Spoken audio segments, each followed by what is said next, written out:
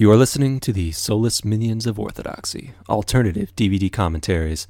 Our film for this evening is Timecop from 1994, directed by Peter Hyams, starring the great JCVD. Hello, my name is Josh, and with me in the Soulless Minions studio is my co-host and brother, Justin. Say hello. Hello. All right, well, let's just get started. Get things rolling. We don't like to fuck around. So if you want to watch this movie with us, we're going to have to set up a sync point. And right now, that's going to be right when the Universal logo fades to black, either on the standard DVD or the HD DVD. That's about 19 or 20 seconds, varying, but it's about the same. So go ahead and sync this up on your DVD or HD DVD and pause this track if you need to. I'm going to give you a countdown, and when you hear me say on pause, we'll all do so together and watch the movie in sync. Okay, get your fingers on your remote. Here comes the countdown. 3, 2, 1. On pause. All right, here we go. Timecop. Here it is. Are you seeing the Intermedia logo? Yes. Okay. I wasn't sure if the standard DVD or the HD DVD would be equal in that. All right, Largo Entertainment presents. Make sure we're all still in sync. Well, we were just saying off microphone before we started, Justin, that it's been a while since you've seen this all the way through. Mm-hmm. It has. How long? All the way through? Oh, goodness. God, I'd say a couple of years. And luckily, you do have the HD DVD, even though the format is dead. Apparently, you do have quite a catalog. Of HD DVDs? Mm-hmm. Yeah, I've got a few. How does Timecop look? Well, you can't really tell yet from the credits. Well, but. Yeah. It looks okay. It doesn't look like they did anything special. They probably sourced it from whatever they had from their last DVD edition of it. Yeah, I remember this movie came out in 94, which means I was probably around 13 or 14 or something like that. Hmm. And I saw this with you and Eric, I think, our other brother, Eric. You remember seeing it in the theater? Yeah, we saw it at Discount Theater, and in the middle of the afternoon, Dad bought us tickets because it was rated R. Still is rated R. Wait, Peter Hyams was also the DP. Did you see that? No, I missed that one. Yeah, he's the cinematographer as well. I didn't know that. Interesting. I wonder if that's the same for all of his films. Yeah, we saw this in the middle of the afternoon. Dad bought us tickets. Oh, did you know that? Based upon the comic series? No. Yeah, it was based on a comic book series. I had no idea. I didn't know that. I read about that on Wikipedia maybe about a month ago when I bought this DVD. Fortunately, this DVD I'm watching is in widescreen because for the longest time, Timecop was sold as a full-screen DVD, which is just blasphemous, especially when you have a scope presentation like Timecop. Yeah, 185 is bad enough, but yeah, when it's 235 and it's cropped, it's just ridiculous. Why they did this for so long, I have no idea. And it's being presented to me not by itself, but with it's in a combination pack with Bloodsport. But that's better than nothing. Is that who I think it is? Which one? The main guy, that guy. That's Callum Keith Renee, isn't it? The name sounds familiar. I'm not sure. Oh, well, the new Battlestar. He was one of the robots, and then Due South. Ray. I don't think so. Look at him. I'm looking at him. I don't know about that. That's him. Look for his name. Well, at the end, we'll look for his name in the credits. That's him. Which tells me they shot this in Canada. Well, they did shoot it in Canada. I looked that up before we started this. Look at that. That's him. He's a stock Canadian actor. So. Well, he's a good actor. Oh, yeah. He's great. I like him. Oh, yeah. He shows up, bit parts here and there. It does look like it, but I'm not sure. That's your choice. I'm going to ask you one more time. What are your, what are our reasons for doing this movie, Justin? Well, it's time travel, for one. Yeah, if you've listened to any of our commentaries, you know that Justin loves time travel. Is this the first No, this isn't the first time. We did Planet of the Apes. Escape from the Planet of the Apes. Yeah. We did that. You mean on any other time travel movies that we've done? Mm-hmm. I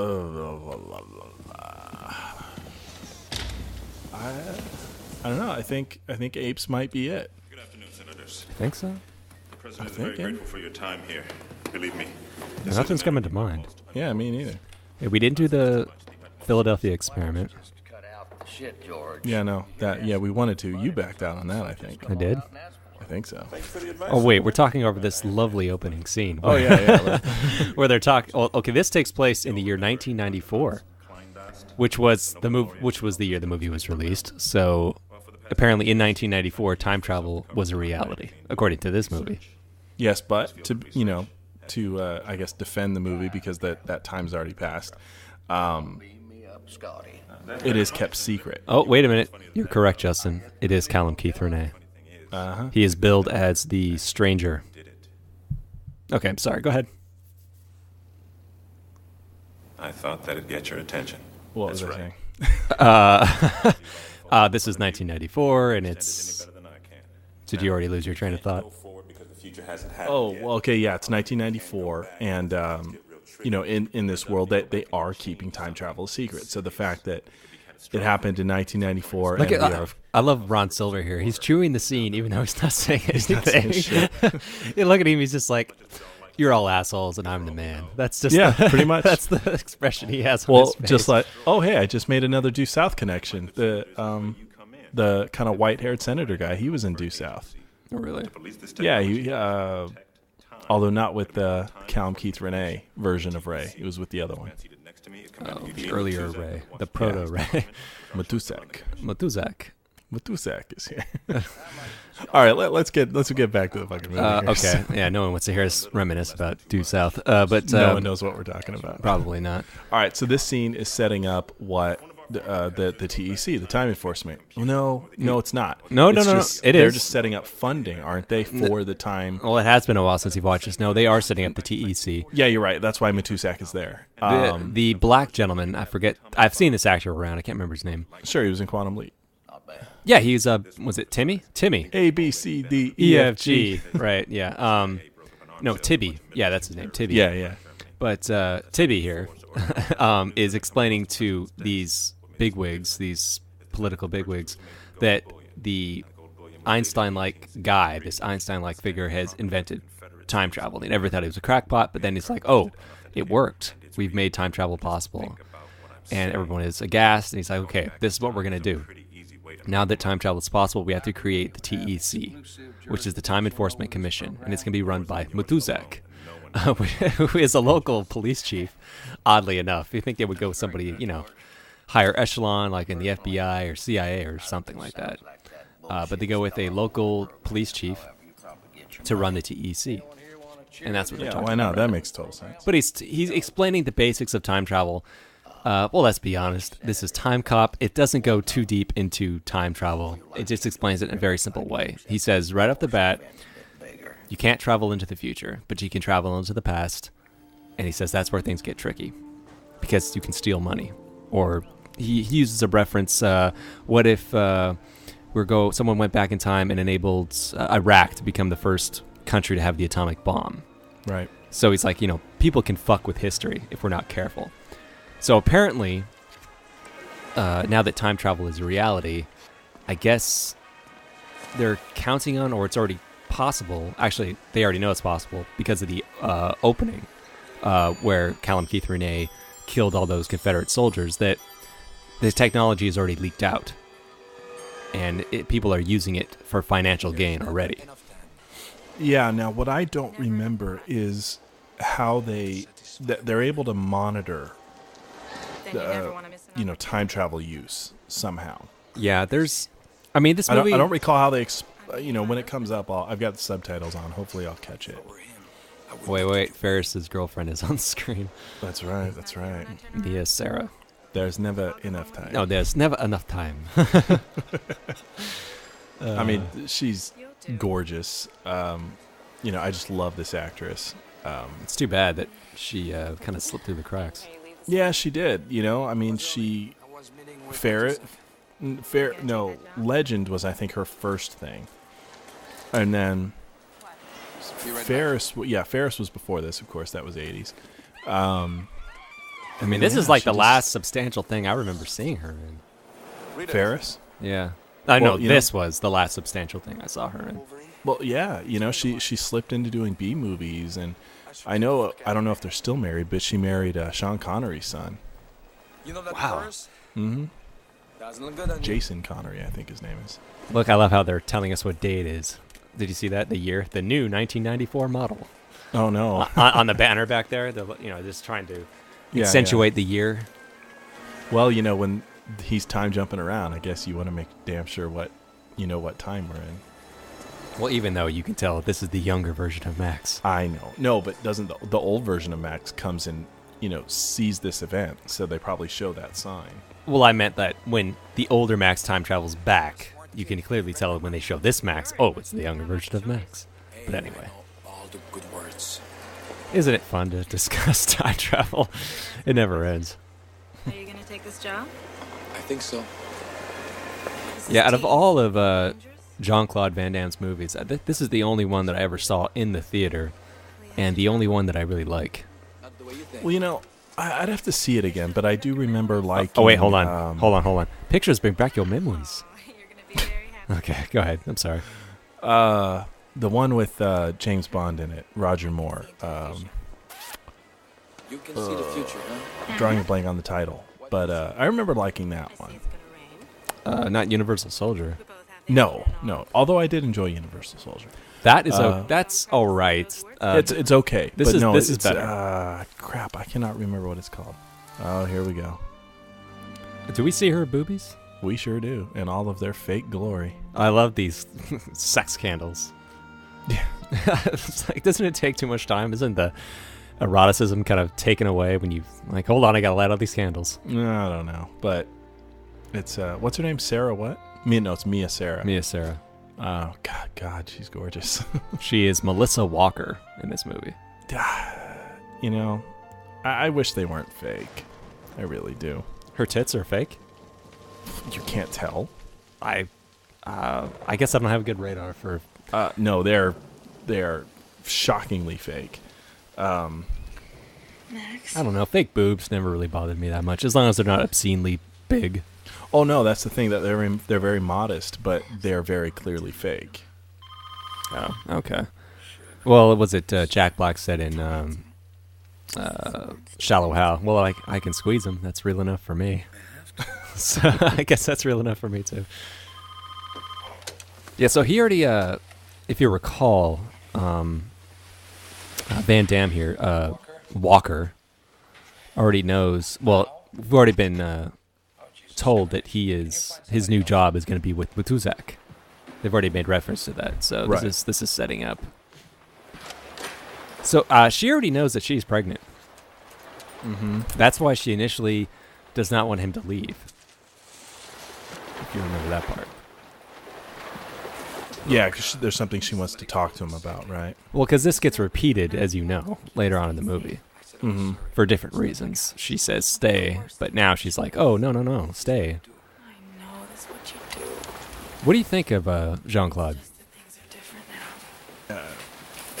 now. In what sense? What do you in think? This movie, or as an actor, as a person? All three. The answer is D, all three.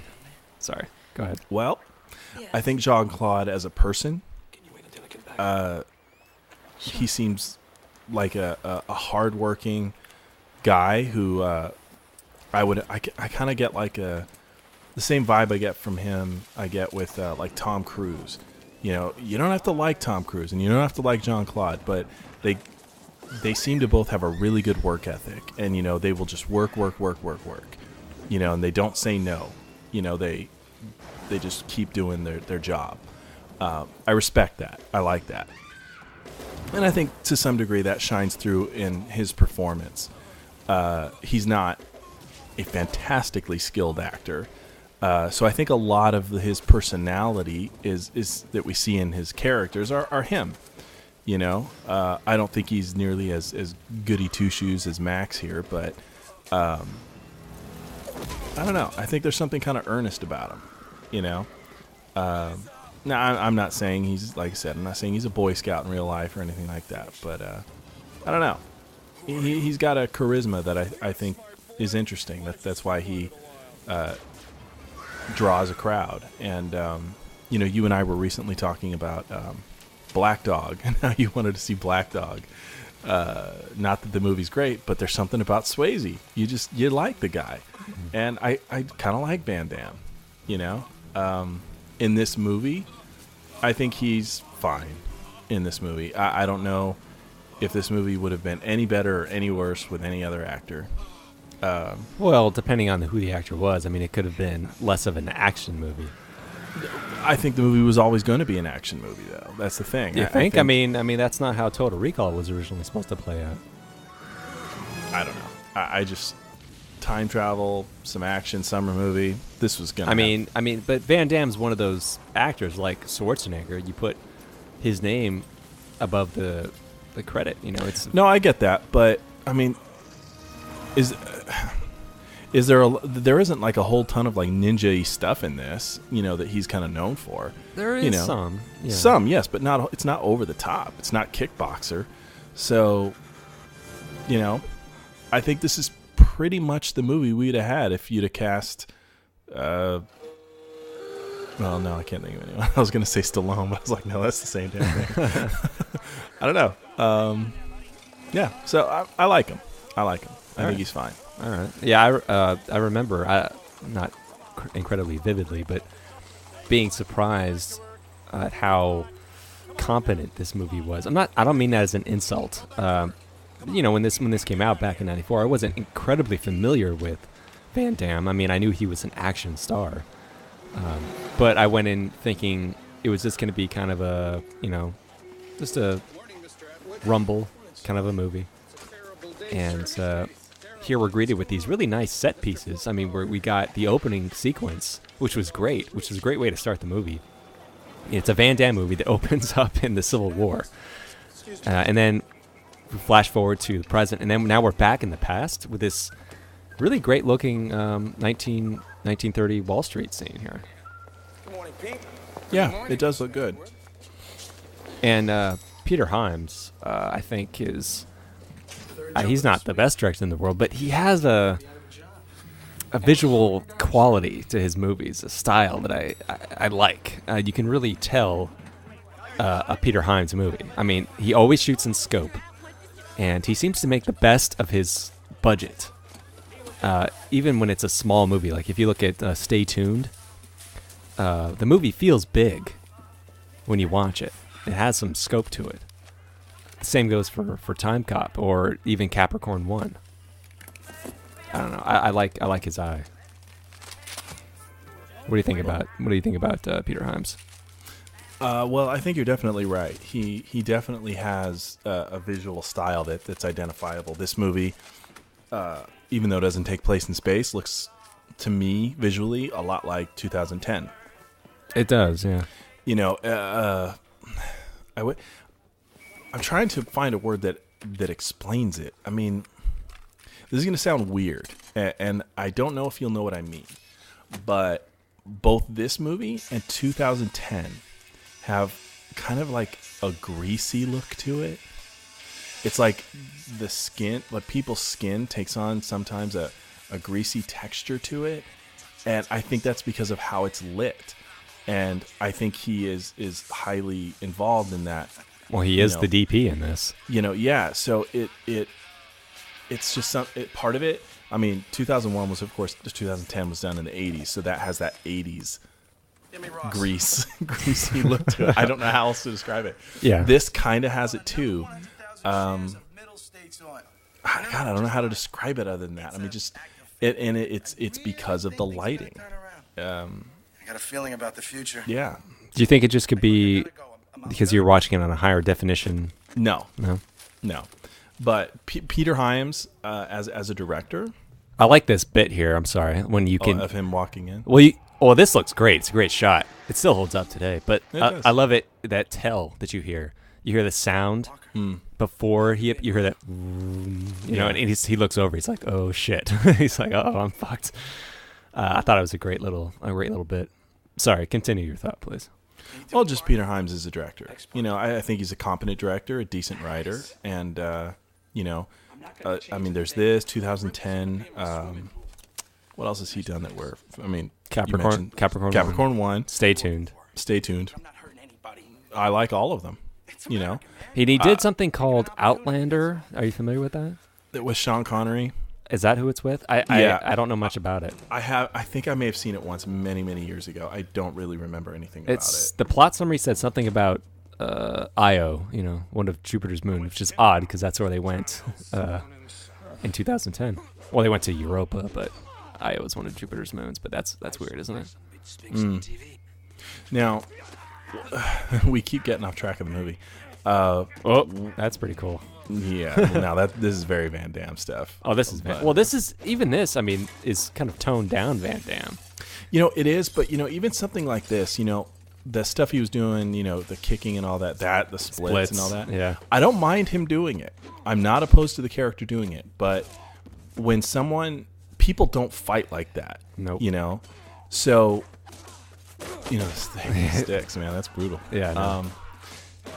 I don't mind him doing that. But I would have liked at least a throwaway line to you know, his abilities in that. You know, that he's something to explain it. Yeah, you know, just give me something, because that is not common. No. Yeah, you know, something about him training when he was younger. You know, I was on the kickboxing team when I was in high school. Or you know, I mean, something like in the opening. You know, the scene in the mall when he sticks his leg out would have been a great time for, you know. What's her name? Melissa. For Melissa to say something like, you know, do you have to show that off? You've been doing it since, you know, you were a kid. I know, I get it. You know, anything that shows us, you know, that this is a lifelong thing for him. So let me go, Max. You know, just something. Who sent you? I want the name. Yeah, that would have been nice. I mean, it would have. I do like this movie a lot, and I know you do too. Not just because it's time travel. I mean, it's a lot of fun, but I think it's a decent movie. I think I wouldn't have minded if someone ran it through the typewriter again and beefed it up, and I wouldn't have a problem if it was 2 hours. You know, if it just gave us a little bit more depth to what was going on and the time travel elements. You don't understand. He's gonna be president. Agent Atwood, his former partner. Yeah, now see that's, you know, that here they go and they tell us that's his, you know, former partner a lot, but you know, what do we get from it? This guy's gonna roll. You know what I mean? Not exactly. What? If I go back and talk, my family. They used to work together. They used to work together, but I don't think there's a real payoff from it. Is what I mean. You mean emotionally? Yeah, you know, I mean, he's going to try and throw himself to his death here in a second, and that's a big deal. And the thing is I just don't care, and I know they're trying to make you care a little more by telling you that they used to be kind of friends and, you know, partners, but it's just words, you know. Well, we just met this guy. I don't know how they were supposed to. Well, I know, it's like, I guess my point is why bother? Why bother with even that? Because it doesn't. I don't think we. You mean? Anywhere. Oh, so you would have rather them just create a character that had no affiliation with Max? Yeah, because it's almost cliche to do that too. You know, I guess your former partner, your brother, you know, whatever. It's always some shit like that. Okay, TEC headquarters in 2004. The future. Remember? This is back in '94 when we saw this. So this was 10 years in the future. Like, oh man, this is cool. We're gonna have time travel, and yeah. I love this. They walk right from the time travel room, and there's a judge and jury waiting already. Well, swift justice. I know, isn't that great? Code 40.8 subsection 9. This kind of reminds me of the underground base of Stargate. Compounded by your current status as a time enforcement officer. Yeah, I can see that. Just a tad.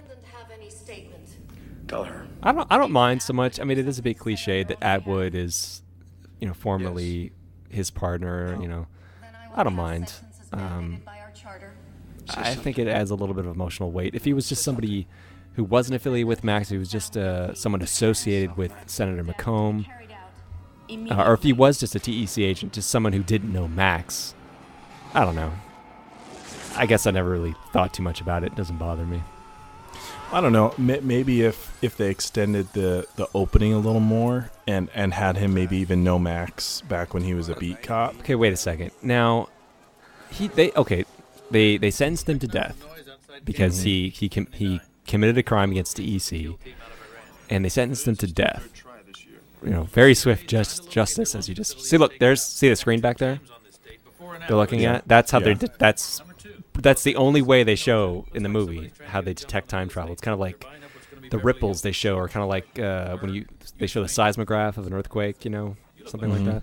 That's the only reference we get to it right there. He's talking about, someone is trying to buy real estate in what will be Los Angeles. And that's the only reference we get to how they detect it. But isn't sending Atwood back to die that way, isn't that going to change the past even more?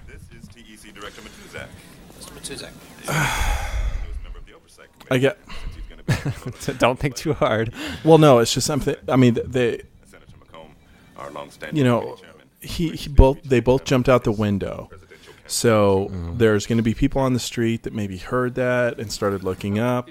So they're just continuing his fall. Now, of course, Atwood never existed in that time.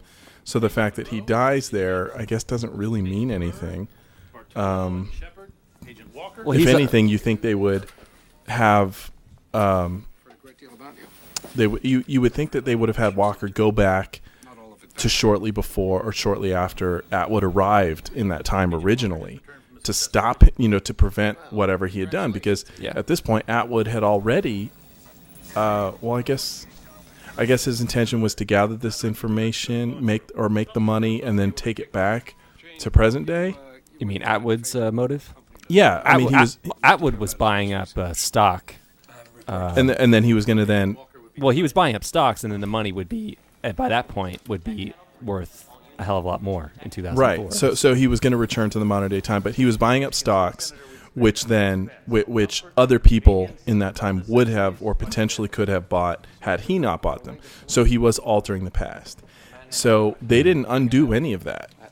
Theoretically, there's still ripples happening from that. This is where they didn't kind of do their, diligence. And so having Walker appear shortly after Atwood really appeared in the 30s would have been more appropriate. Did you know this Atwood?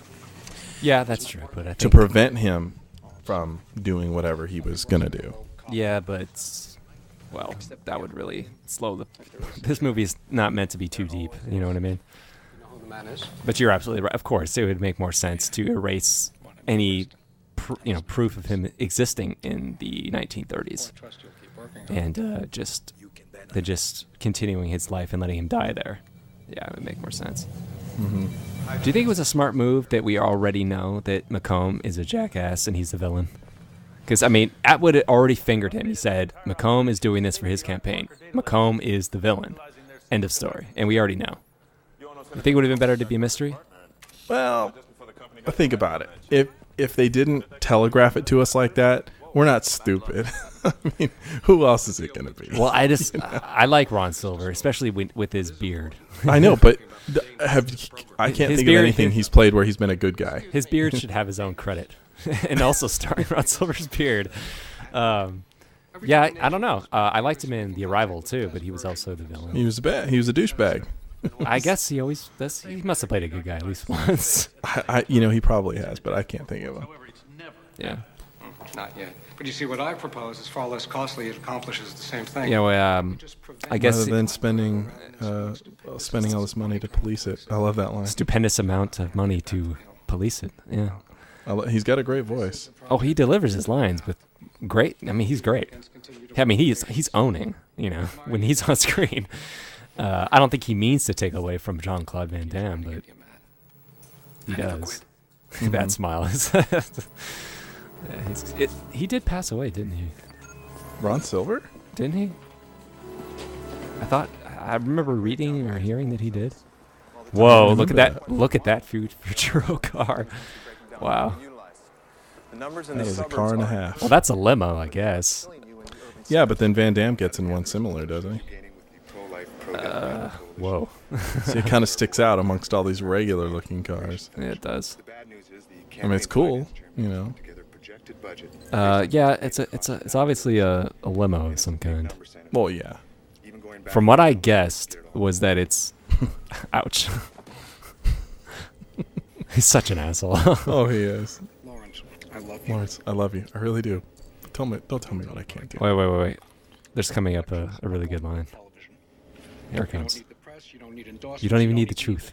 You need money. Well, at least he's honest about being an asshole. You do need money. Oh, I know. He's such a prick. Well, it's true. You need money to win shit. Oh, yeah, but damn. He's such an asshole. I wish they would have given us a better secondary villain. We got this guy here who's... I don't think he has any lines. What, the guy that got his face bashed in? The guy... No, the guy who was sitting opposite them. Oh, yeah. Matuzak. It's Matuzak. I love the way that Van Damme pronounces Macomb. He says Macomb. He also said that Macomb was doing it to get money for his campaign. I don't mean to make fun of his accent. But he's fun to do impressions for. He's the one who sent him back. So why did I he like this testify? guy. Was it Bruce McGill? Is that his name? I don't know about the Bruce part, but I think McGill is right. I like him. There's something... he was in the final episode of Quantum Leap. Yeah, well, he was actually in the first and last episode. He was? Yeah, you recently loaned me the box set, and he's in the very first episode. I found that. I was like, oh, what a coincidence. They put him in the last one, too. I didn't realize They came full circle, yeah. But anyway, there's just something inherently likable about the guy. Yeah, he's also Captain Braxton from Voyager. Right. I knew there was something. Yeah, I knew you would get that. So. Carol would love to see you. Thanks. Some other time. I love that line. You're allowed to have a life, I read it in a manual someplace. I think that's a great line. Yeah, Ron. Yeah, see, he does lines like that very well. Ron Silver passed away on March 15th, 2009. Really? 62 years old. Dang, what got him? Not sure. I mean, that's young. That's sad, very sad. 'Cause he's a good character actor. Yeah. It's really quite a shame. I know that. So, I'm not seeing it here. I know that. I know that. I love that. Recently, we were doing, for any listeners who don't know, probably a lot of you don't know, Justin and I have a side podcast called Listcast, and we recently did. Is Listcast really the side podcast? Or is that the main one, and this is the side one? No, that's the side one. This is the main one. Oh, I don't know about that. Well, okay. All that aside, we did an episode of Listcast recently called Interesting Futures, and one of my choices was Timecop, and we dorked out, talked about the various, things we like about the future and the way they time travel and whatnot. But out of the blue, you said, "Oh yeah," and his boss's name is Matusak, and I was like, "Wow, you remembered his boss's name? That's weird." And you're like, "Oh, it's just." It's sense memory. It's Matuzak. It's the way he said it. And I was like, it is. Well, it's the same thing as with Macomb. Yeah, Macomb. Yeah, it's just the way. I just found that hysterical because I had forgotten his name. Or, there's never enough time. That's a pretty boring line. But when he says it, there's never enough time. That's a good point. I'll never forget it. It's all in the delivery. There are no new. Yeah, so you can. See, the future of 2004 isn't much of a future. It's just, the cars are kind of goofy looking. Everybody's car kind of looked normal, except for his. But that's good.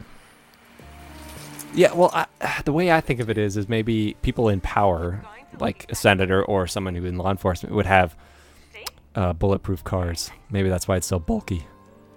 I don't know, is that retarded? No. So, is this what Max does every night?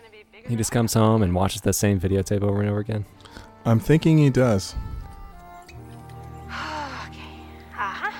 This is kind of actually eerily like the scene in Minority Report. I've only seen Minority Report once. Tom Cruise does the exact same thing. He comes home from a long, hard day at work, and he watches videotape of his family. Just like this. I'd like to think that he doesn't do this every night, but probably very often. whenever he starts thinking about her, because he said that, it's like, if I cannot go back to save her, he is not going back to steal money. Well, then there you go. Okay, there's his reason. He was thinking about her. In case we're forgetting what day it is, it's June 15th, 1994. See, he's not a bad actor. I mean, it's just not. In a lot of the reviews, see, this is what. Look at it. It's got a greasy look to it. There's something. He does this like thing with natural lighting, which is good. I like natural, or at least he's trying to make it look like natural lighting. Yeah, I can see but what you mean. It lends itself to this somewhat greasy look. That's the only. Roy Scheider looks like he's covered in grease in 2010. Roy Scheider does look like that. You're right. I agree with you on that one. But part of that is just Roy Scheider. He does have the man's greasy. But when you look at him in that and in Jaws, he has kind of a leathery kind of look. Yeah, well, he does, but it's not just, leather looks dry, but he looks greasy. Look at him, he looks greasy here. Yeah, you're right, I guess. I don't know any other word to describe it. I mean, I get it now that you've mentioned it. I can see it. Ron Silver died of esophageal cancer. Oh, damn. Yeah. That had to suck. I can imagine so. Any kind of cancer. Yeah, but that in particular would be awful. See, this is more kind of Van Damme. This is Van Damme. That means fighting in his boxers. We can see his muscles. He's got weights sitting around everywhere. These dumbbells. Come on. Knife like that. Come on. Do you have any idea how well trained you'd have to be to fight like that with a knife? Yeah. And he's just doing it like it's nothing. And I mean, I like the way he was earlier. I mean, I guess you can assume that maybe in the interim from 1994 to now that he's been training all this time because he's been so consumed with the grief. He had nothing, so that consumed his time. But I preferred him in the beginning when he was just kind of like a beat cop, and he gets his ass kicked by the two goons because he doesn't have all these fighting skills yet. I would have liked it if they kind of kept him kind of in that Die Hard style where he's kind of bare fists, knuckles, and I mean, he's got a little blood on his lip right there, but that's about it. He doesn't really get hurt all that much. Yeah, but see, here the problem is he's too tough. He's too good, and that takes the threat away. Yeah, it's kind of like when the Jedi fight the droids in the prequels, the battle droids. Mm. Yeah, it's like, what's the point? It's yeah, like, where's the threat? Yeah. I always found this odd that this guy had a taser gun. Like, if he had a real gun, it would have been over by now. Yeah. 50,000 volts, motherfucker. And it's the fucking future. He should have like a phaser gun. Come on now. Did the splits again. Yeah, I don't think it was necessary. But, well, it looks good. I could fucking do that shit.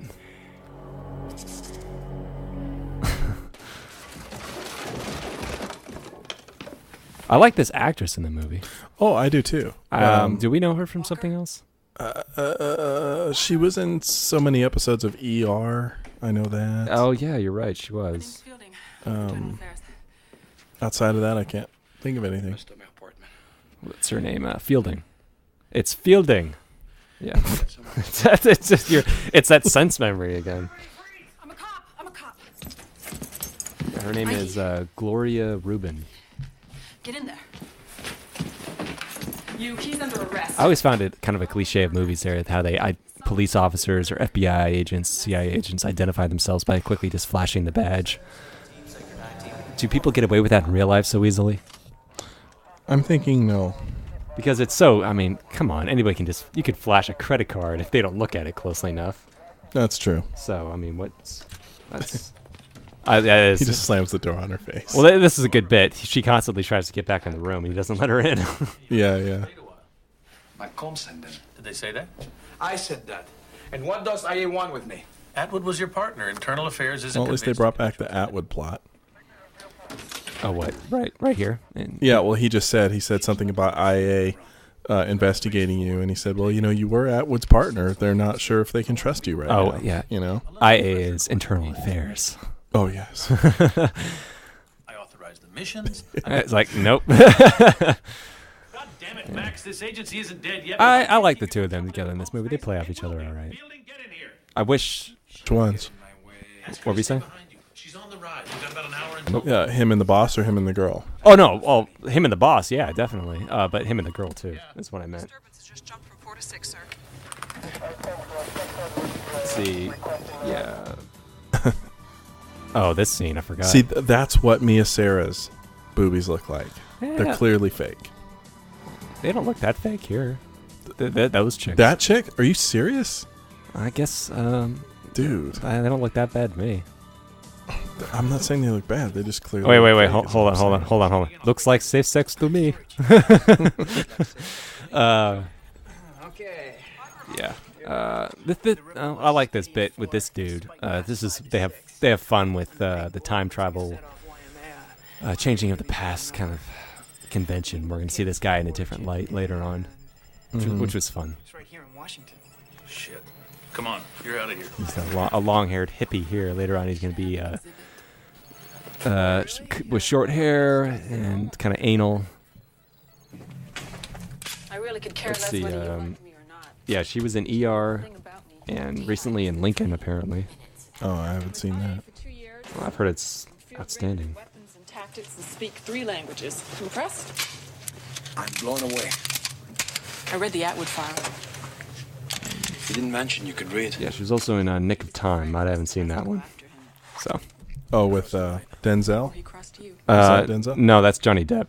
That's right. Denzel, Deja Vu, time travel. Is that one you're thinking of? Yeah. Oh, no, didn't he do? He did a movie called Out of Time, I think. Maybe That's what I'm thinking. That's right. Oh, we're gonna see how they go back into the past. They're the guys who scraped the wall. Which is odd. It's fun to talk about, but it doesn't. They don't really explain it, and I guess this movie doesn't. Well, I like the fact that they don't drown you in technobabble with time travel. You know what I mean? But this device, I would have liked to have been explained a little bit more. Hey, I'm pretty sure that guy that just walked up is from Stargate SG-1. Oh, really? I want to see if they give a close-up. Which is, of course, a time travel show. No, it's not. Sometimes they do. I think it's the guy buckling them in. No, wait. Was it? I can't get a look at him. Was it an Asian fellow? No, but that makes sense. It would be him because we know they probably shot this in Canada. Okay. So I wouldn't be surprised. And they shot SG-1 in Canada. Very simple diagram. Oh, yeah, that was him. Oh, okay. I just saw him. Now, see this. Well, this is what I was talking about. You know, this doesn't really make a whole lot of sense. Well, no. With him chewing the gum and how he kind of what they're about to do here, where where they're showing the two characters and she's freaking out and they're like, yeah, you'd have to pinch him or something to see if he's awake, something like that. I don't like it when they telegraph that our main character is so disconnected from even fear. You know what I mean? Mm-hmm. It's I don't know. I don't know how to explain it. I just don't like it. It's too obvious. It's batting you over the head. They're hitting you. They're just smacking you over the head with it. It'd be one thing if they did it, but didn't call any verbal attention to it. That would at least be something. But then they have to have other people point it out. It's like, yes, he's a badass. We know. Okay. Let us see it for ourselves instead of basically being told he's a badass. Yeah. I like her reaction. She's great. She's scared out of her fucking mind. Well, and we don't need him to be completely polar opposite to make her reactions, that much more intense. Mm-hmm. Yeah, the way I see it is like, well, has he really done that much time travel? I mean, I can tell that he's probably disconnected because of his grief, but that much time travel to where he's so used to it that he doesn't care anymore? I don't know. Yeah. But this is great. Look at that guy's face. Oh, yeah. I love how they're treating it like this is the first time they've done this. Yeah, so that's another thing. We don't. It should be run of the mill. Yeah, it should be. But this is all done for our benefit. I know, but it's almost like doing an as you know scene. Well, I know, but they've been doing this for like 10 years. That's what I'm saying. Yeah. That's why it's like an as you know scene. It's you do it. They're doing it entirely for the audience. Yeah, so they shoot off on a sled into a wall, and when they reappear back in whatever time they go to, the vehicle, the car is gone, and they appear out of a Sliders type of vortex. Which they never explain. No, but when they reappear, they reappear in the car in the future. Which makes even less sense. I know. Where does the car go? Who knows? I don't know. Where? Yeah, I don't get that. I don't know. I mean, obviously in the present, it's instant. It would be instantaneous for them. They would disappear and then reappear a second later, right? Shit, I go. But then it's coming back the other direction, correct? It is, but it would be instantaneous for them. So the car would appear to go towards the wall, disappear, and then reappear a second later on the opposite end of the track. I guess. So to them, it's instantaneous when you think about it. How long was that with your partner?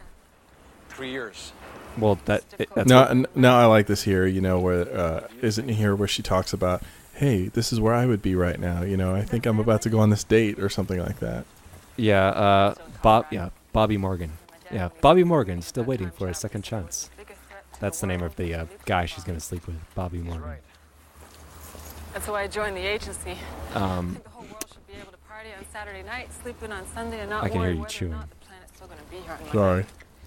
You sound like a woman I need. Yeah, I mean, it's nice. See, this I don't mind. You were talking about the way, we were kind of being batted over the head with him being so used to time traveling that, he doesn't care. Yeah. This, it's done a little bit more subtly where she's, so excited to go back in time. Mm-hmm. And, this is where I would be because this is her first trip. But him, he's like, yeah, whatever. Let's just go do our job. Yeah. It's a nice way of showing off both characters. I do find it somewhat hard to believe that he would not have made some attempt to save Melissa. Well, it's against the TEC code. Yeah, well, you know what? He's fucking obsessed. And, most people kind of will break some rules. I mean, it didn't have to be anything big. All he had to do was slip himself a note and, say, at this date, this time, be out of the house. In his own handwriting, nothing more than that. Just don't be there, Yeah, well, I mean, maybe he has, a strong moral code. He doesn't want to abuse his job. I guess I would have liked the scene or something that somehow tells us about that. If that is the case, then I would have liked it. Like to have gotten some background on it. Maybe even between him and Matusak, or even between him and Atwood, to show that that they really do know each other. That Atwood knows him and all that. And say, how could, something, dude, I'm making this money. You can save your wife. I know you want to do it. How many times have we talked about it? Something. Yeah, would have been nice. Like I told you, I mean, this, I think this movie had potential if they, ran it through the typewriter again. This is a good entrance. Yeah. It had potential to be much better, if they'd given it more depth and made it, a 2-hour running time. I think Bron Stiller does a great job playing his younger self. I mean, just with his facial expressions, he seems more naive. Yeah, especially in this scene where they're... I mean, look at him. He doesn't look like an asshole so much. He looks like a coward. And he's not really doing much at all. He's very confused. He's already done the TEC meeting, correct? Well, what the future, present, No, Macomb. past Macomb. Younger Macomb here he hasn't met with TEC yet. Oh, he hasn't. Oh, that's right. He's going to tell him to do it here, right?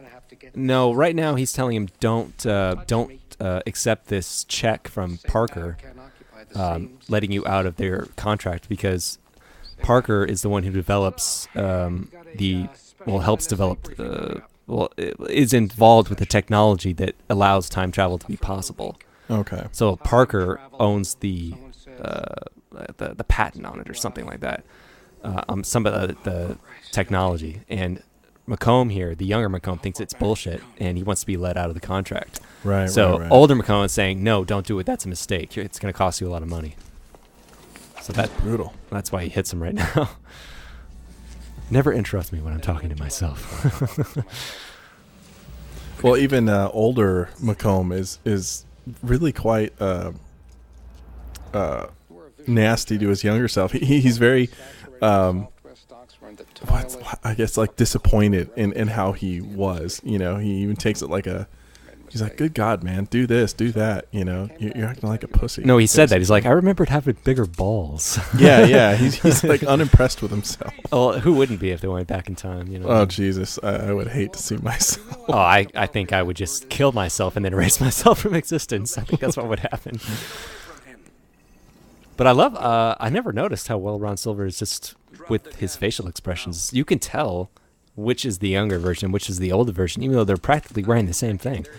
Well, the older version does have a gray in his beard, visually. Yeah, he does, but I think just Silver is just so good with facial expressions that. Yeah.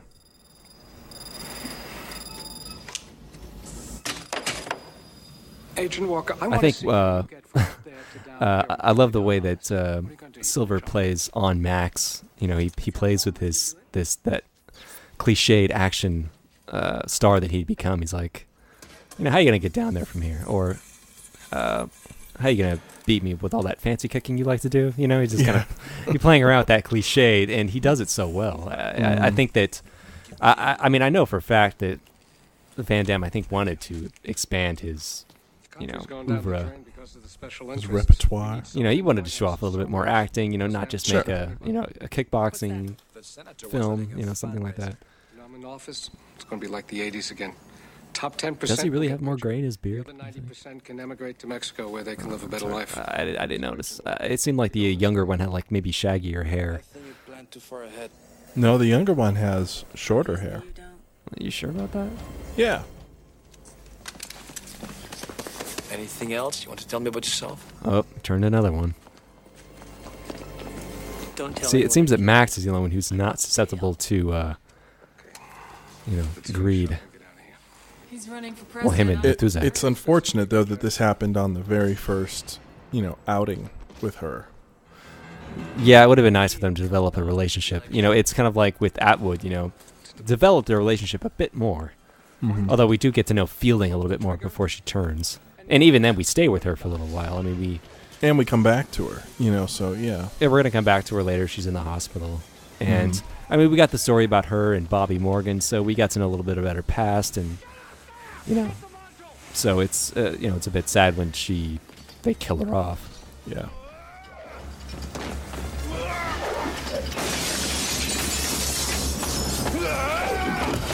Another action scene. Mm-hmm. Well, you know, it's less Van Damme than the one we just saw in his apartment.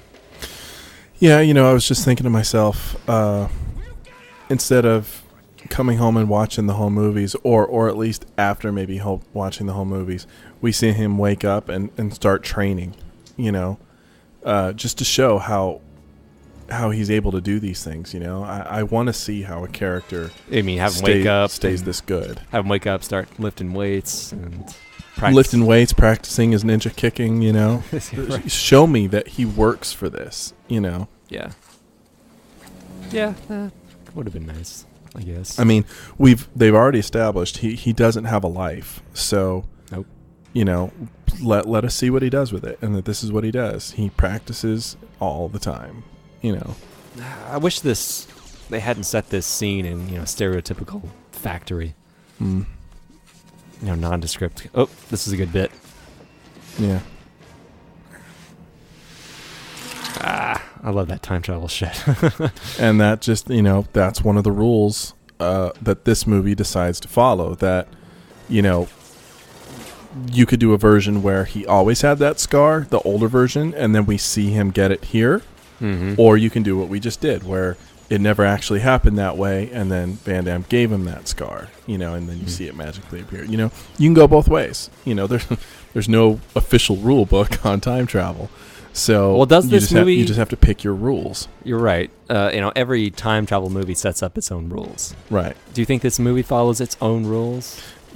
I was trying to think about it. I mean, so far, I would say yes, but Come here.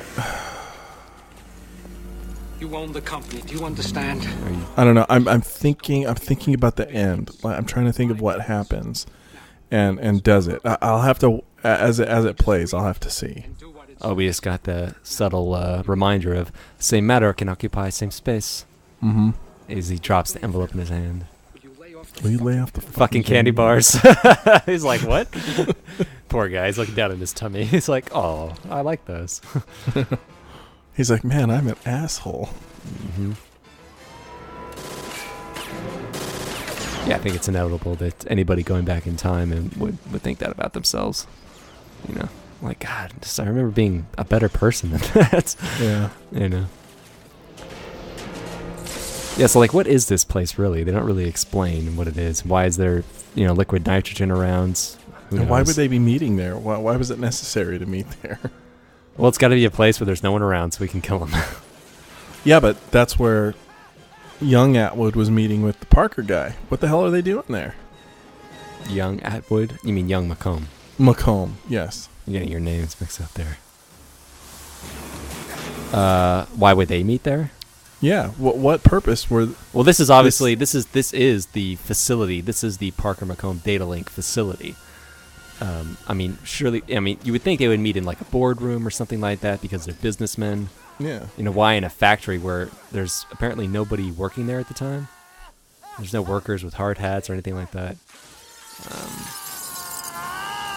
I don't know. I mean, it's it's a plot hole, really. I mean, they wouldn't.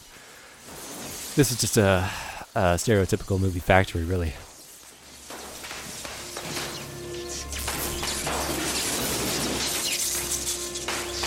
Do you think they did that liquid nitrogen bit because it was in T2?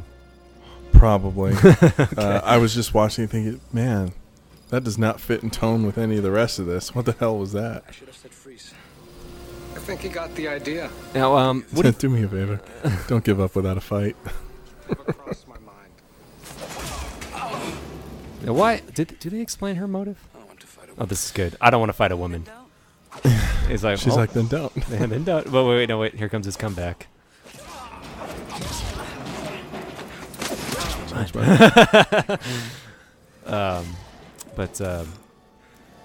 was I saying? Tell me he's gonna kill your family. Don't you leave. Oh yeah, what's her motive? Is it just money? Ooh, dang. I don't recall. And I mean, this movie sets up rules to where apparently you have to travel back in time. You have to go get in a car and launch towards a wall. But to go back, all you have to do is click a little button. They don't explain any of it. I know. I guess it's not really necessary. Although I do like that effect. It is a good effect. I like the bubble. Bloom, bloom. I like that. They don't really explain it. I guess it's not necessary. I mean, this movie doesn't really. I don't know. It doesn't bog us down. I guess that's for the better. Yeah. See, you just click a button. That's it. Yeah, they don't really explain. And why didn't he take her? Macomb? No, Walker. Why didn't he take why the does girl? why does he? I don't know. Why did he leave her? He should have taken her. He should have. He could have just thrown her over his shoulder. Medical attention's going to be even better here. Why would he leave her? Okay, the present has just been changed. Mm-hmm. As a notice, look, we're going to have a clue. Look, Macomb Data Link. Yeah. You just said they're about to tear up these tracks. Yep. So Max doesn't remember anything. This is one of the movie rules, following in line with that scar that we just saw. He remembers the past, that... He remembers the past as we remember it. Not like the way everyone else remembers it, where Macomb is the one who's owned these data links. Which actually, you know what? That violates the rule right there. It does. Doesn't it? Because Macomb gets the scar immediately once it happens to younger Macomb. Mm-hmm. So his body is changed. So by that logic, Max's memory should then instantly change. Should instantly be altered. Which it does not. Now, you can argue he's outside of the space-time continuum or because whatever. he's the time traveler, so he's the only one who remembers. Right. the same way that Macomb would be the only one who remembers as well, because he's outside the space-time continuum with Max. You don't count. There's a chance. She's still alive. That's true. Wait. Mm-hmm. Walker, Are you getting tied up here?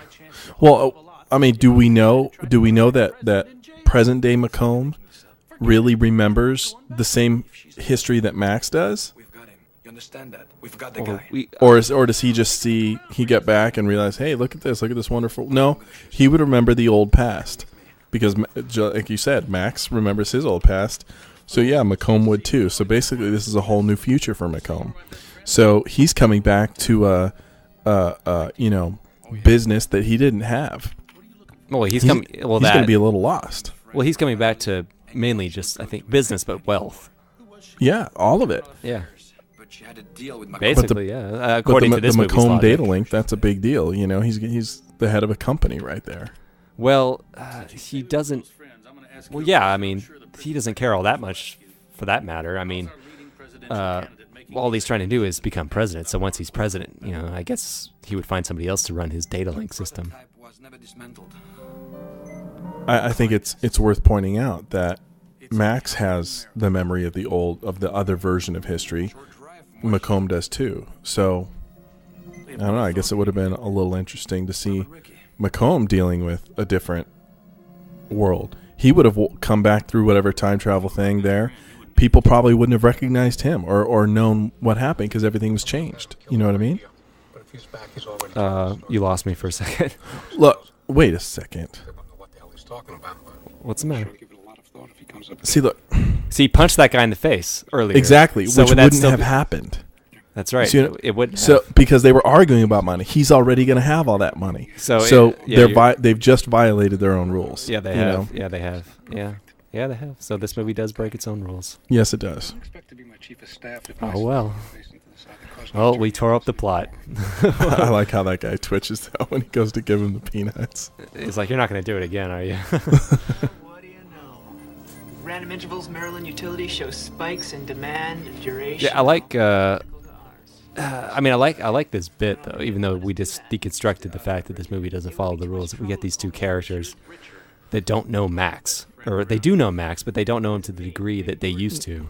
Mm-hmm. Him and Matuzak were really close friends, but in this present, they're not. Yeah, they're just acquaintances. They work together, and the guy who was a sex fiend is now with a ponytail. He doesn't go by Ricky; he goes by Richard.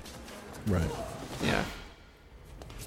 But I found it a bit of a stretch that Matuzak here is going to go along with his plan, even though he doesn't know him very well. He doesn't know Max well enough, but he's going to get killed over Max here in a second. You trying to scare me? Yeah. Just hid right here.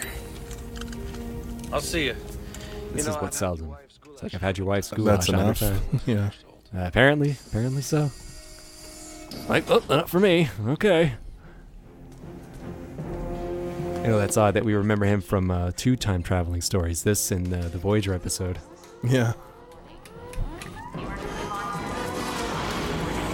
I'm gonna leave the studio for a moment, Justin. I'll be right back. Okay.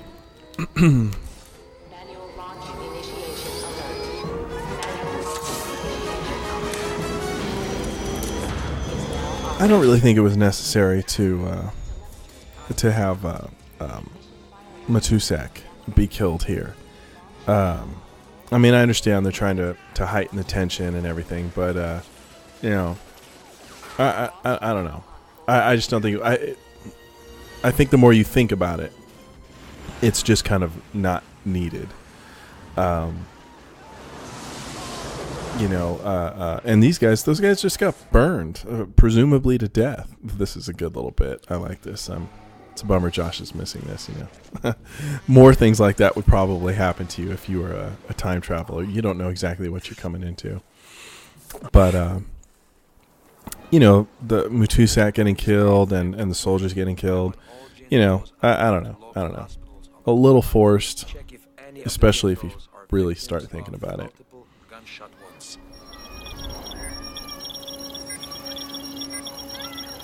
Now, he's coming back here, and he's looking up. He's trying to find the girl again, Fielding.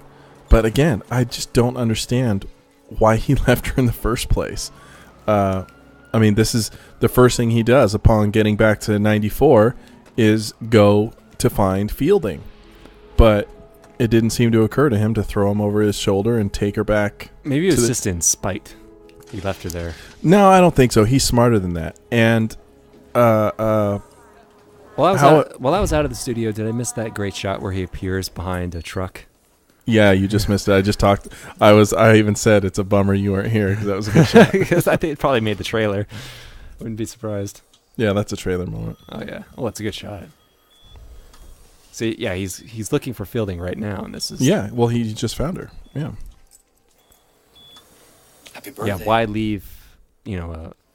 I think as far as the plot goes, if he brought her back, then that's all the proof he would have needed that he came from an altered timeline.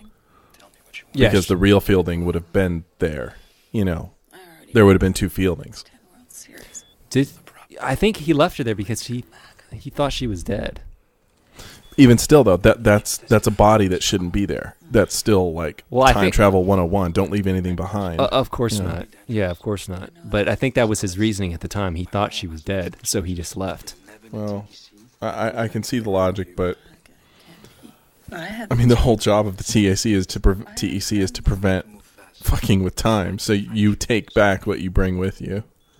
Yeah, that's a good point. Like in Millennium. You don't want to leave anything behind. Don't want to leave a stunner behind, like they did. Wait, there's a time travel movie we did. Millennium. There you go. We did Millennium, Justin. Don't you remember? Hey. I hope Justin remembers because his microphone isn't working right now, but that's okay. Can you not hear me? I can hear you now. Okay. Do you remember doing Millennium? Yeah. Okay, that's the time travel movie we did.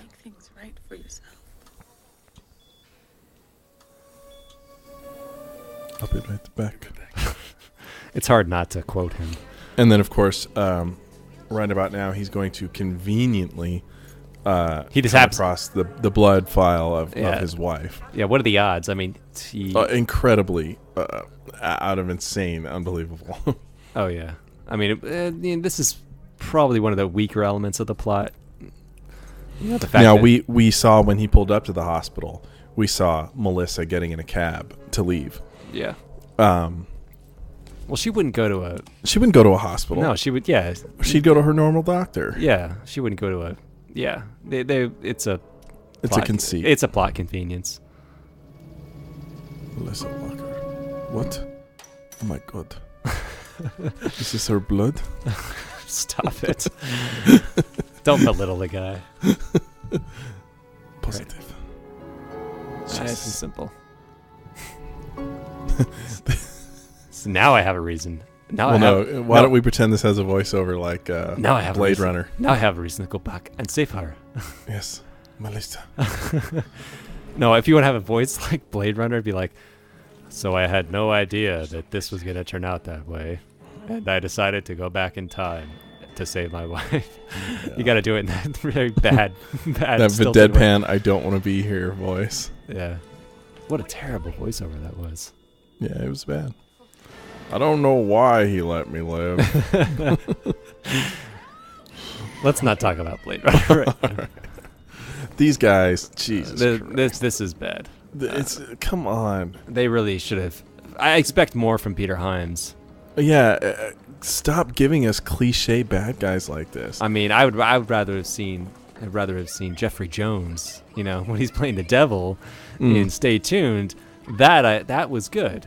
This is just cardboard. Look at this guy. Yeah, it's a personal beef with me when they make bad guys look like bad guys. I mean, sometimes they do, but they don't all do, Well, no, I mean, Fielding. There you go. I mean, she was... Well, yeah, but she was a plant, so of course she gets... Well, yeah, but still, she was normal looking. She wasn't wearing a trench coat. What the hell did he think he was going to hit when he jumped out of that window? He was taking a risk. That's a pretty damn big risk, man. Pictures bring back your memories. Now we had it again. See, look, 1994. Just to be clear, you know where you are. You get it? We're back in time. Just for anybody who wasn't paying attention the first time around. What, you got a problem? Well, I was just thinking, I'm trying to remember what was the importance of this day and date? Well, why did he originally come back here with Fielding? Well, it could be like in Back to the Future, November the 5th, 1955. It could be a convergence in the space-time continuum, or it could just be an incredible coincidence. I don't know. I'm talking out of my ass. Why is this date important? Is that what you're asking me, Justin? Well, yeah, because he went back there with Fielding for something. Jesus. Why did he and Fielding go back there initially? They detected somebody going back in time. They detected McComb going back to talk to younger McComb. That's what they detected. All right. They Which conveniently happened on the day that Melissa gets killed. Yeah, conveniently the day she went to the hospital to get a pregnancy test. And the day they went to the mall together. And now that I think about it, why were these guys sent to kill Walker in the first place in the original timeline or whatever back in the past or tonight? However you want to look at it. Or today, or whenever. These dudes? Because, when the movie opens, they're at the mall, young Walker. And those guys are there. I already forgot. We do see these two guys in the beginning of the movie? Yeah, he sees them. He looks at them. Yes, this movie is breaking its own rules because... all over the place. They shouldn't have been there already. If it's going by the rules that's... Yeah, the Scar rule. It's not adding up. McComb shouldn't have sent these two characters back yet until he learned that future, present, however you want to look at it, Walker was going to go back to try to stop him, and he wouldn't have done that. He wouldn't have figured that out yet until he had that meeting with Parker. Yeah, it's all falling apart. Oh my god. Yeah, it's me. It's Max. You see, I look just like the other Max. Obviously, just older and grizzled. Yeah. And a little more beardy. See, she looks greasy. What am I like? Yeah, I get it, Justin. I get it. Perfect. There's never enough grease. I had no idea I loved her so much until I went back in time and saw her. Okay, wait. When he came back to this time earlier with Fielding, it didn't seem like he had any intention, even though he knew damn well what day this was. Oh, yeah. He didn't give any intention or give any inclination that he was going to do anything about Melissa. But when he came back this time, he went and saw Fielding. He saw the blood thing. So is it the blood test, the pregnancy test, that ultimately led him to go and change her future? Basically, he saw that and realized, oh, I didn't just lose her. I lost my unborn child. So that pushed his morals aside. The morals that have been guiding him for the past decade. He said, yeah, but you're making presumptions, though. No, that's what the movie's telling us. He's like, oh, fuck the TEC code now. I'm going to go try to save her. That's why he goes to this mall right now. Yeah, but I think that's the thing is I think he was that much in love with her to where he would have done that anyway, and he didn't. So I'm just using I get it. I want there to be more. Well, I want there to be more too, brother. But I'm going off what's on in the movie here. That's pretty cool. Yeah. It's always fun when they do split shots like this. Yeah. He does a pretty good job of looking older and younger. Yeah. The hair and the grizzle, that makes a big difference. Enough time. It never gets old. No, it does not. Yeah, so... okay. Yeah, this movie's breaking its rules all over the place. She should have been aware of this already in the previous version of this scene, but she wasn't. Right? Because you know what I'm talking about? Am I making sense, Justin? She was not. But those guys were there. Exactly. So she should have been aware, and she wasn't. Precisely. Which means that if those guys were there, then future Walker was there too, but he wasn't. Exactly. Because whatever caused Macomb to send those guys there to kill Walker is what got Walker there. So yeah, Walker, everything would have already happened. I thought that was a really cold-blooded thing to say. What did he say? He said, "You ever seen a limo before?" She's like, "No." Well, keep in touch. I'll send you a picture of the inside of it one day. I was like, "What an asshole." Sorry, go ahead. What an odd way to look at a picture for the camera. Yeah, you think? You're right. That was really odd. I can't believe I never thought about that before. I mean, that was really bad. Like, you looking at that picture, audience? It's okay. Sorry, go ahead. Well, you know, really, the fact is this whole movie basically, the whole scene that we're going to get here in the dark and all that, you know, at the house. That's how the beginning of the movie really should have played. Because, like I said, Walker's already there, older Walker. Mm-hmm. You know, everything would have played out. You know, the end would have been at the beginning. So, yeah. We're still together. Yeah, I mean, you would think. I mean, the normal mind thinks that. You know, this initially already happened. That Future Walker was already there. That she got up out of bed because Future Walker was downstairs waiting for her. But no, she got up initially because she was pregnant. She didn't know how to tell Max. That's why she got up in the beef in the first place. That's the way this movie is telling us. But according to this movie's rules, anyway. I don't know. Yeah. I'm confusing myself. Well, you're thinking logically. Yeah, and if it breaks its own rules, then you got to throw logic out the window. Yeah. Can I just pause for a moment, Justin? How's your recording going? Still looking okay? Just making sure. Okay. Yeah, we're good. All right. See, if he looked like this, you know, just a beat cop throughout the whole thing. Mm-hmm. Oh, but I do like the way he looks in the future with the, you know, looks seasoned, you know, with the long hair and the beard. Yeah. You know, I like that, but if they just would have kept him a little, you know, a little normal looking. You know what I mean? It would have been without the kung fu skills and all. It would have been nice.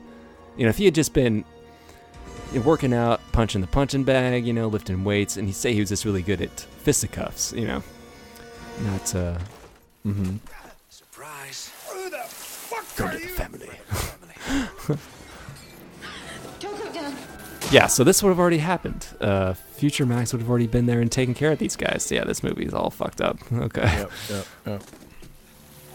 Now, if they had played the beginning, you know, the original way we saw the mall scene, mm-hmm. if we had played that and not seen the goons there, then you can say this shit is changed. You know what I mean?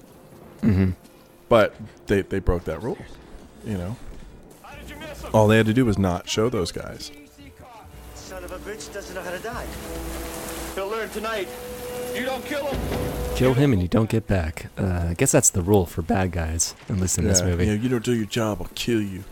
Well, fuck you. I quit. Yeah. Well, I think Macomb made a villain made a reference to I'm out on bail. So I think Macomb hires people just out of prison or about to go into prison or something like that because you know they'll work dirt cheap, I guess. Well, the thing is you know, he just threatened you. You know, you don't go back. So you tell me, wait, I get to live in a time where I know what's going to happen and I can win all the sports bets and everything? Yeah, fuck you. Leave me here. You know. Good point. Good point. So that's not a threat. You just unraveled another. You want to threaten me? Tell me you're going to go find my younger self and throw me into him. Yeah, that's a threat. Yeah, you just discovered another plot hole. Didn't even think about. Well, the fact that it would be a benefit to be, especially for. That's not a plot hole. It's just a. Well, especially for a criminal to be left back in time. Yeah, especially for a criminal. Yeah. Did she kill all the lights, or did they kill all the lights? What's going on here? I missed that part. Or did the storm knock out the lights conveniently? I don't know. I must have missed that part. Yeah, and someone made a reference, a reviewer made a reference to this house being a bit big. Too big. What, for a cop or something? Yeah, for a cop. It's much too large. You know, someone to... You know, the amount of money he makes. I don't think they say what she does for a living. That's true. We don't know. Well, maybe she's an architect. I mean, it showed her trying to make a birdhouse earlier. She could be well, probably not a doctor. She could be a lawyer. Yeah, who says the man has to be the breadwinner? Yeah. That's a good point. I guess it's just a common way for people to think that the man would be the one bringing in the dough. And they live in an apartment or something like that, something cheaper. Well, or I guess you could say it's just so we can have a kick-ass action scene on the top of a very tall house. I was just going to say it wouldn't be very dramatic to have this whole scene in an apartment. Well, they can have it like on a roof of an apartment complex or something like that. I guess. And, it's cliched. Oh, a big fight in the rain. Yeah,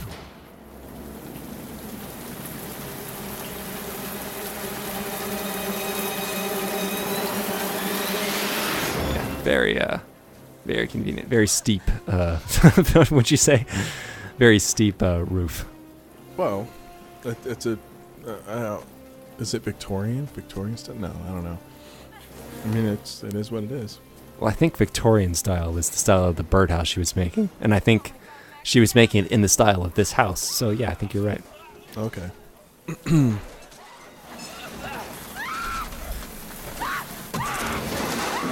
And, I've seen her in, like I think I saw her in the making of featurettes for Legend. She still looks good, It's a real shame we don't see her more. Legend was her breakout role, or was it actually her first role? I think that was her first. Really? Yeah. And what year was that in? Ooh. Like 83? That long ago? Yeah. Early 80s. You have nothing soft to land on, do you? I had no idea. That would really hurt. Being stepped on like that? Well, yeah, it would probably slice his fingers right off. Well, probably up against that sharp gutter. metal. Yeah, probably. Well, the fact that his weight is almost doubled. The fact that he's holding someone. Mm-hmm. Well, not doubled. I mean, I'm sure she weighs much less than he does, but still much more. Oh yeah, I forgot to mention earlier the other rule that this movie brings up in terms of time travel. Whether or not it's complete bullshit or not, considering this movie doesn't really go by its own rules. The fact, in the beginning of the movie, when they're setting up the rules of time travel, Tibby says, I can't remember the character's name. Tibby says, you can't go into the future because it hasn't been written yet, but you can go back into the past. Now, isn't that kind of bullshit?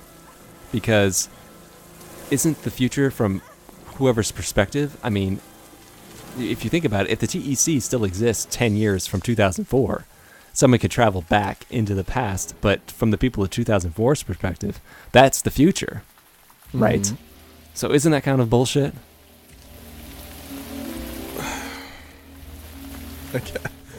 I get what you're saying. I guess what they're saying is you can't travel into the future from your present.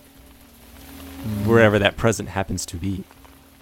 So someone from 2014 traveled back to 2004. Yeah, from someone from 2004's perspective, that's the future. But they can't follow that person back to 2014. If you really want to analyze it, when Walker went back to 94 and everything got changed, he went back, that future is unknown. It hasn't happened yet. Because it's a new future now. Yeah. So in a way, he can't go back because it's changed dramatically. Wait, you lost me. Go back again. Okay. Okay. They make the statement in this movie that you can't go to the future because the future hasn't happened yet. Right? So when Walker and Fielding go back to 94 and the events get altered to the point where when Walker goes back, the world is, or at least there's dramatic changes. Right. From the moment he left 94, the future was different. In a way, you could argue that the future was not written yet, because he's changed things. Now he's skipping over the progress of time by time traveling. But basically, you're altering the future. Therefore, the future hasn't happened yet because it's changed from what you knew it to be. Right. So in a way, he can't even time travel back to what would be his present because it's no longer his normal present. It is a changed future. Wow. Do you see what I'm saying? Sort of. I think you've just given this movie way more thought than anybody has dared to give it. Well, I was just following on what you were talking about. So I think I was grasping at what you were talking about. Okay, I mean, it's not what I'm saying wasn't all that deep or anything, but it's just another way to look at it. I see. All that fancy kicking is on Broadway. Thanks for clearing that up. You know the polls have me winning by 28. Well, back to the subplot there. Mm-hmm. When they become president. Find it reassuring to know what the future holds. I guess I don't mind all that. What? Go ahead. Well, so much of this movie happens, the very scene we're watching happens because Walker got in McComb's way, right? Threatened his plans. Mm-hmm. And McComb sent these guys back to kill Walker originally. Mm-hmm. But the thing is if you... he clearly has a time machine at his disposal. Why the hell would you send him back to, 94? Send him back to 70-something when he's a kid, Terminator style, and just kill him. Oh, of course. It's those are the kinds of things that drive me nuts, Well, they play on that in, was it the second Austin Powers movie? When they have a time machine and Dr. Evil's son walks up to him and says, "Why are you going to go back to this time? Why don't you just go back to a time when he's sitting on the crapper and shoot him?" Yeah. He's like, "You're not listening. That's not the point." Yeah. But, he's like, "Shut up. Don't even ask me that sort of shit." Yeah. So, I mean, it's a cliche of time travel. What are you going to do? I mean, why doesn't Picard go back to a time before Soren? I know. It's like, well, that movie's full of holes, but yeah. Well, I like the fact that they point out the fact that McComb is smarter than these bad guys when he says, "Oh, the younger one's already dead." He's like, "No, you morons. If he was dead, he would not be here." But I don't like the fact that these lackeys are so stupid that they wouldn't realize that. That's like, oh yeah, right. What do you want? You're a bright boy. Why don't you sleep on it? I did that. Yeah, the whole internal logic of this, unfortunately, has completely fallen apart. Oh, completely. Oh, yeah. It's no point in even trying to analyze it anymore. Oh, yeah, I forgot he broke that dude's neck. I don't know. What do you think of the whole, I want to be president plot? Do you think that's a little too political? Think they should have gone with something else? I think he's doing a lot of shit. You think it would have been better if he was just he wants to be he's a CEO. He just wants to be richer. Well, all he's doing is going back to get money to then become president. That's it. It's like, well, dude, if you're going to bother with time travel, make it fucking worth it. Why does he want to be president? He wants to be president because he wants power. He's power hungry, yeah. Bottom line, there's probably more powerful people in the world than the president, and that's because they have money. Who's more valuable to the world right now? Is it Barack Obama or even though he died, but Steve Jobs or what's his face, the other one, Bill Gates. I think you could argue Bill Gates is arguably more powerful if he wanted to do something with it. I'm not saying Bill Gates does, but if he wanted to assert his will into certain things, he's got so much money he could buy the right people. He can do whatever the fuck he wants if you think about it. Oh yeah, definitely. No one tells him what to do. He doesn't need to be president. I'm sure Bill Gates is extremely powerful. If he wants something done, bottom line, it gets done. Period. And that's all about the money. You don't need to be president for that. Make your own fucking rules when you're that rich. Mm-hmm. Go buy your own fucking island. Doesn't Bill Gates own his own island? Probably had it built. Oh, wait. Same matter can occupy same space. The two should be closer. I love it. I'm still kicking. I must be on Broadway. He just stood there and let him roll into him. Oh, yeah, it's silly. Nice. And, of course, right now, he just undid everything. Yeah, because by killing younger McComb, none of this movie happened. Yeah, which we're treated to when he returns. Younger McComb is the one that smashed the guy's face in the limo and all of that. None of that happened now. Well, we're treated to that when he returns back and finds that McComb disappeared many years ago. Nobody knew where. Right. And now he has a child. Yeah, but yeah, yeah, I know. Would the TEC even still exist? I guess. Well, no, because McComb wasn't the only one trying to go back in time and change things. Other people were too. Well, yeah, and young McComb. Well, I don't know. It falls apart. I know. We're thinking. It just falls apart. We're thinking too much about it. We're not thinking that deeply. These are pretty basic things having to do with the plot. You got to figure these things out before you do it. Yeah, I know. It is fun to deconstruct, I guess, or more of a headache because then we run into plot holes.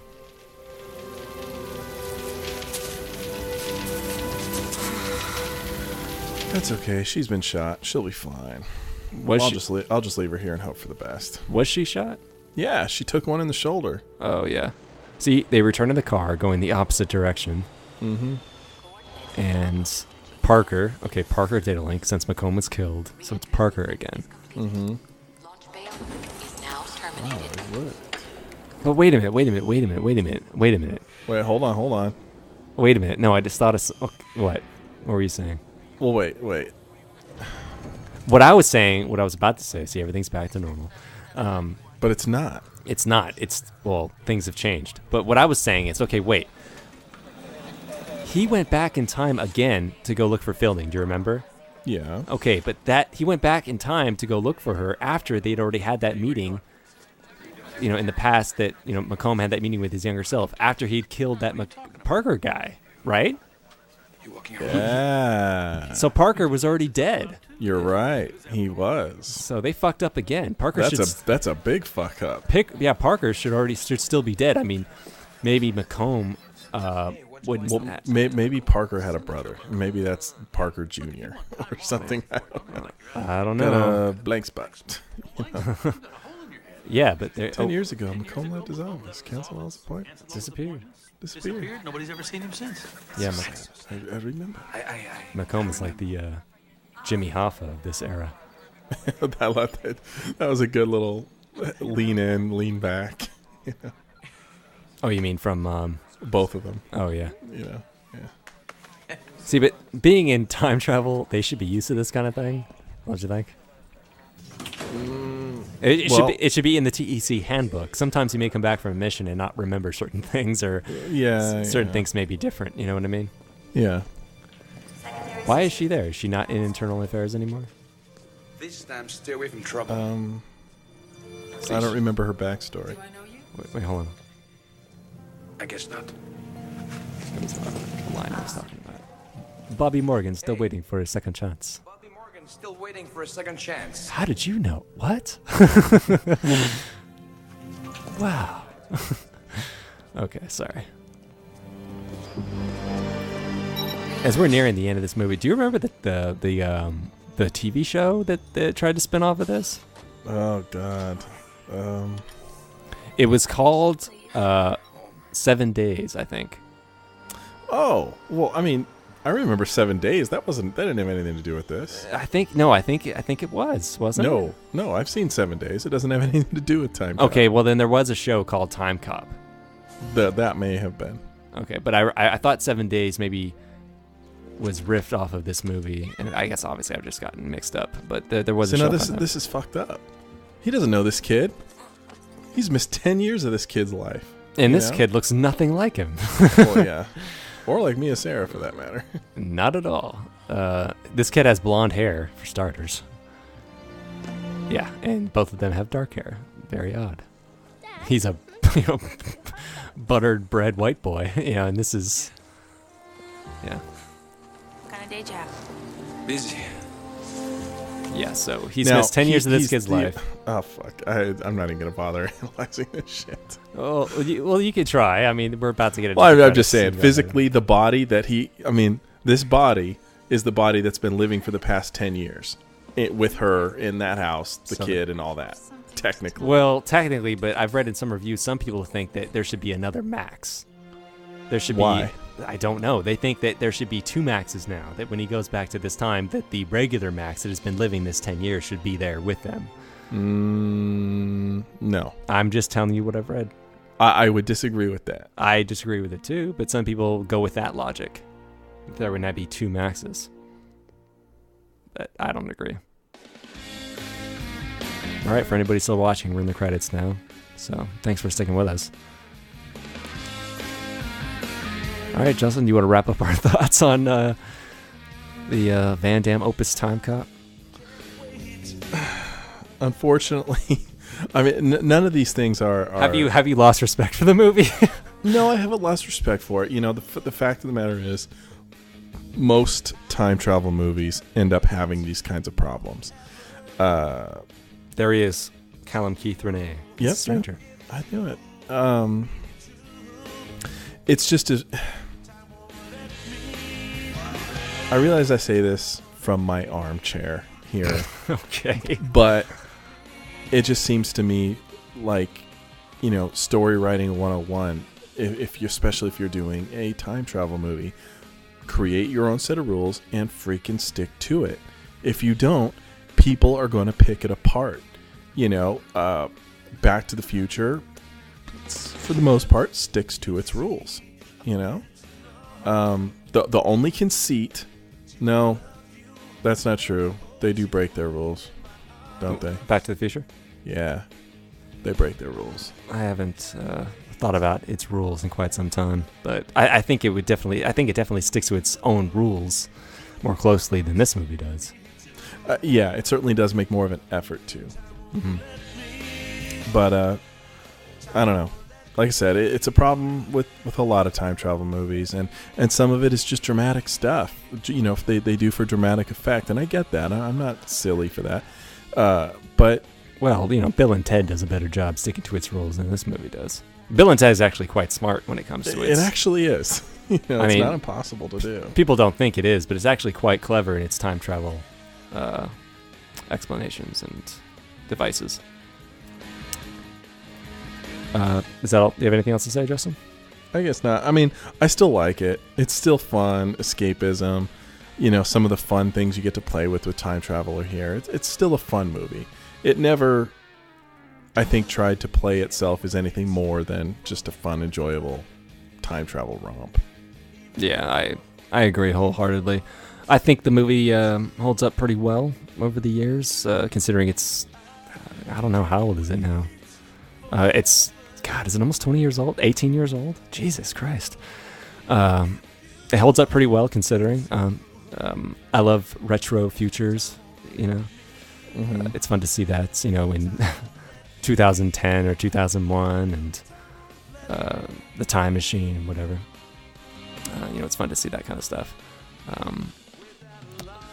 Time travel movies are fun in general. I wish this movie would have stuck with its rules a bit closer. I mean, we were tearing this movie apart. I guess that's because, you know, this is a movie you're not really supposed to think too deeply about. And that happens when you do a commentary, unfortunately. But I haven't lost respect for it. I still think it's a lot of fun. I think it's one of the better Van Damme flicks. Some people would probably say Bloodsport or Kickboxer. Yeah. But I think this is pretty strong. One of my favorites of his. Yeah. I haven't seen JCVD, but excellent movie. So I've heard. Universal Soldier is all right, but this is just to me. If it's time travel and it's done well enough, I'll enjoy it. And Van Damme, I think you're right, has a certain degree of charisma, which adds to it. So, all right. With all that said, I think that's it for us, Justin. That was Timecop. All right. Well, thanks to everybody for listening. This is Josh. So long. This is Justin. Good night.